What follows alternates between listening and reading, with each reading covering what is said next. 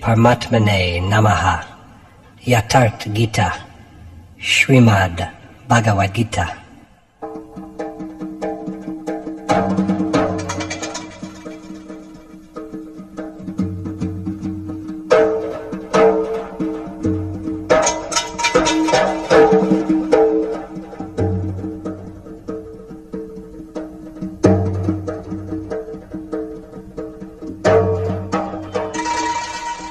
Chapter 1.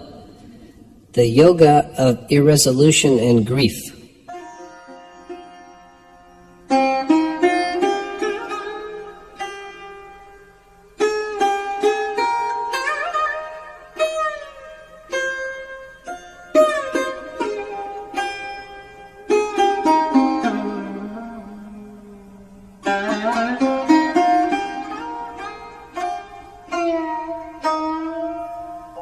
धर्मक्षेत्रे कुरुक्षेत्रे समवेता युयुत्सवः मामकाः पाण्डवाश्चैव किमकुर्वत Sanjaya.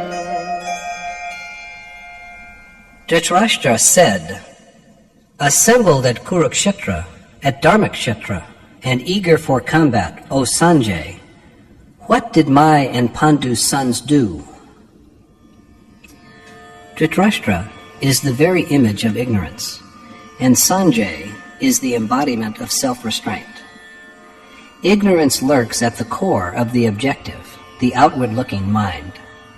With his mind enveloped in darkness, Dhritarashtra is blind since birth, but he sees and hears through Sanjay, the epitome of self-control. The aging king Dhritarashtra knows that God alone is real, but as long as his infatuation for his son Duryodhana, born from ignorance and usurper of the Pandav throne, endures, his inner eye will be focused on the forces of the Kaurav, who symbolize the ungodly forces of negative, sinful impulses, arrayed for battle against the Pandav forces, who symbolize the godly forces of righteous and virtuous impulses. Dharma is a field for combat. When there is abundance of divinity in the realm of the heart, the body is transmuted into a Dharmakshetra, or field of Dharma, but it degenerates into a Kurukshetra when it is infested with demoniacal powers. Kuru means do. The word is an imperative. As Krishna has said, driven by the three properties born out of Prakriti, or nature, man is compelled to act. Without action, he cannot even live for a moment.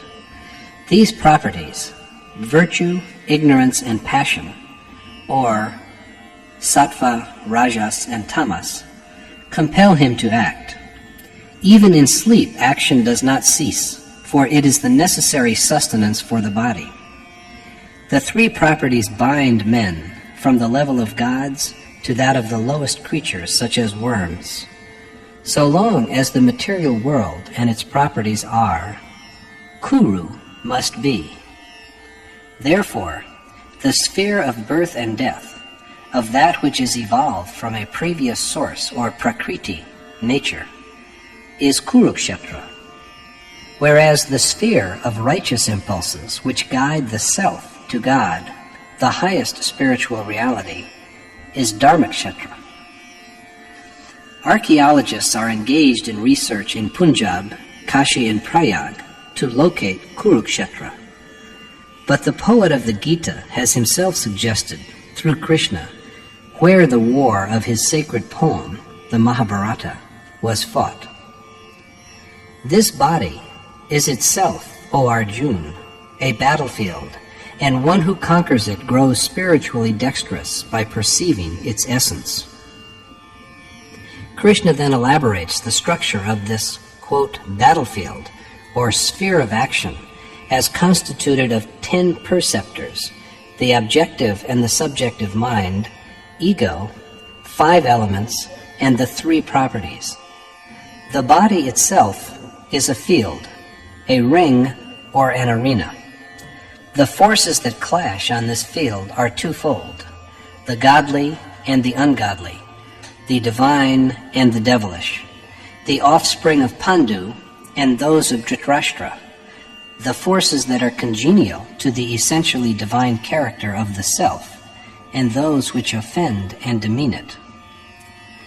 The clue to the mystery of the conflict between the opposed impulses begins to be seen when one turns for enlightenment to an exalted or realized sage who has enriched himself with worship and meditation. This field belongs to one who realizes its essence, and the war fought on it is the only real war.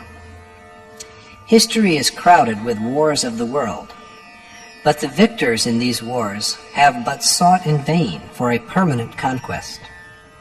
These wars were nothing beyond acts of retribution.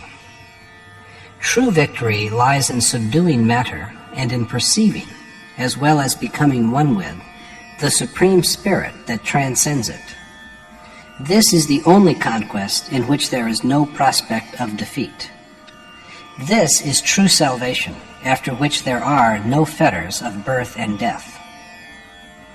The mind lying in the abyss of ignorance perceives through one who has mastered the mind and the senses, and thus knows what has transpired on the battlefield, where fighters include even those who have known its reality. Vision is ever in proportion to mastery of the mind and the senses.